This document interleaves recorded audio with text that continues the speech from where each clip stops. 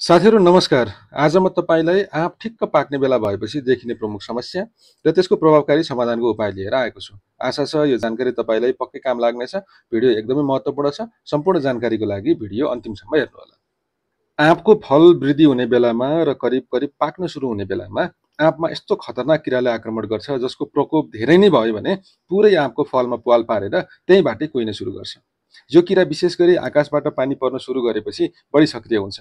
त्यसैले आजको भिडियोमा आँपमा यो किरा कसरी लाग्छ, क्षति कसरी गर्छ र यसलाई नियन्त्रण कसरी गर्ने भन्ने विषयमा चर्चा गर्नेछु। भिडियो नछुटाई हेर्नुहोला। यो किराको अङ्ग्रेजी नाम म्याङ्गो स्टोन विभिल वा म्याङ्गो सिड विभिल हो। यसको वैज्ञानिक नाम स्टेनोचेटस मैग्निफेरी हो। यो किराको जीवन चक्रमा 4वटा चरणहरू हुन्छन्। एउटा अन्डा, दोस्रो लार्वा, तेस्रो प्युपा र चौथो वयस्क। पोथी वयस्क किराले फलको बोक्रामा अन्डा पार्छ। त्यसको केही समयपछि अन्डा फुटेर लार्वा निस्कन्छ। लार्वा किराले बोक्राबाट प्वाल पारेर गुदी हुँदै भित्री बिउमा गएर बस्छ र भित्रभित्रै बिउ खान थाल्छ।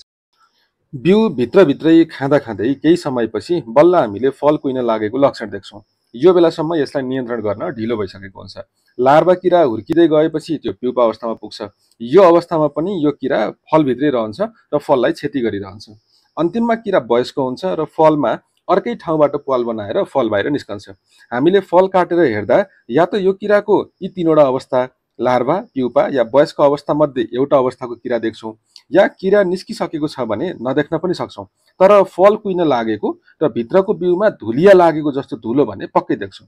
तर महत्त्वपूर्ण कुरा चाहिँ यो किरा एउटा फलमा प्राय एउटा मात्रै देखिन्छ। अब यसलाई कसरी नियन्त्रण गर्ने भन्ने बारेमा चर्चा गरौँ। यो किरा बिरुवाको फुटेको, चर्किएको र खस्रो भागमा लुकेर बस्ने हुँदा फुल फुल्नु अघि बिरुवालाई सफा गरिदिनुहोस्। जस्तै हाँगाका कप्चेरा, सुकेका र फुटेका बोक्रा या यस्तै अरू बिरुवाको ठाउँ जहाँ वयस्क किरा लुकेर बस्न सक्छ। सफा गर्दा कुचाले हानेर, टकटेक्याएर या त्यस्तो ठाउँलाई घोटेर अथवा खुर्किएर फाल्न सक्नुहुन्छ, जसले गर्दा बिरुवाको त्यस्तो खस्रो भागमा वयस्क किरा लुकेर बस्न सक्दैन र त्यो वयस्क किरा त्यहाँबाट निस्किएर फलमा गएर अन्डा पार्न सक्दैन। यो तरिका सुन्दा सामान्य सुनिन्छ, तर एकदमै महत्त्वपूर्ण छ। किराको आक्रमण देखिन सुरु गर्दा बित्तिकै बोटमा भएका तथा झरेका सबै फललाई नियमित रूपमा जम्मा गर्दै नष्ट गरिदिनुहोस्। त्यस्ता फलमा किराका अन्डा तथा लार्वा हुन्छन् जुन अरूमा फैलिन पाउँदैन। नष्ट गर्दा या त जलाइदिनुहोस् या कम्तीमा 50 सेन्टिमिटर भनेको आधी मिटरको गहिरो खाल्डो खनेर पुरिदिनुहोस्, जसले गर्दा त्यसबाट फेरि वयस्क निस्किएर अरू फललाई आक्रमण गर्न सक्दैन। फुल फुल्नुभन्दा अघि बिरुवाको फेद वरिपरिका झार वा अरू केही नहुने गरी सफा गरिदिनुहोस्। बिरुवाको फेदमा धेरै फोहोर अथवा अरू चिजहरू हुनु भएन। यसो गर्दा किराको वयस्क लुक्ने र पछि फलमा गएर अन्डा पार्ने काम कमी हुन्छ र यसको आक्रमण पनि घट्न जान्छ। र अन्तिममा यति सबै उपाय गर्दा पनि यो किराले नियन्त्रण गर्न सकिएको छैन भने रासायनिक विधि त अपनाउनु पर्छ नै।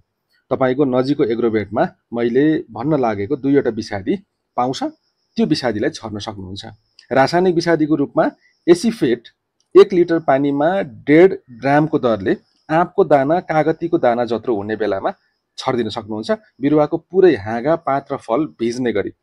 एसिफेट छरेको 2 हप्तापछि डेकामेथ्रिन 1 मिलिलिटर पर लिटरको दरले पुरै बिरुवा अथवा फल भिज्ने गरी फेरि छर्दिनुहोस्। यसरी यो 2टा विषादी छरिसकेपछि यो किराको नियन्त्रण हुन जान्छ। तर याद गर्नुहोस्, विषादी विष हो, औषधि होइन। विषादीको प्रयोग गर्दा आफू र परिवार सुरक्षित रहने गरी गर्नुहोला। सुरक्षाको उपायहरू अपनाउनुहोला। पक्कै पनि यो जानकारी तपाईलाई उपयोगी हुनेछ भन्ने आशासहित आजको जानकारी यही सकिन्छ। अर्को भिडियोमा नयाँ समस्या र त्यसको समाधान सहित हाम्रो भेट हुनेछ। त्यतिन्जेलको लागि बिदा दिनुहोस्। नमस्ते।